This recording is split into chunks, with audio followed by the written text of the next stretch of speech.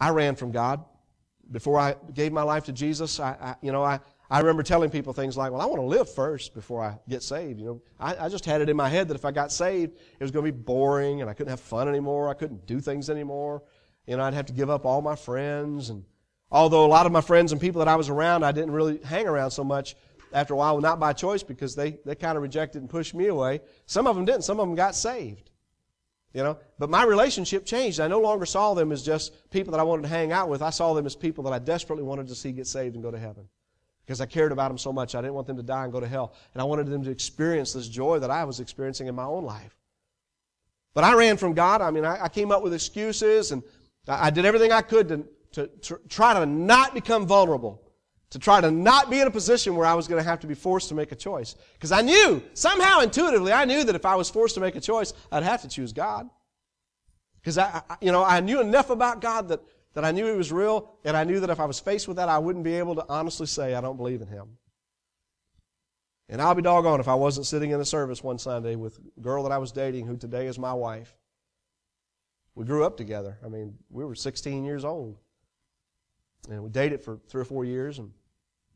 But there we were. I was sitting in that church. I only went so I could be by her. And that preacher, Jimmy Youngblood, at Unity Free Will Baptist Church was the church.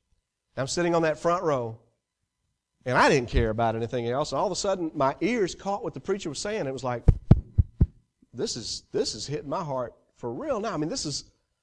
I've never really paid attention to what this man's been saying. All these times I've come to this church, I've never really listened. But I felt my palms getting sweaty and my heart started beating in my chest. I could feel it in my head. And before I knew it, without even really consciously thinking about it, I was standing up. I must have looked like a dodo. I was sitting on the front row. And it wasn't really an altar call at that point yet. He was about to give it. I was already standing up, just standing there.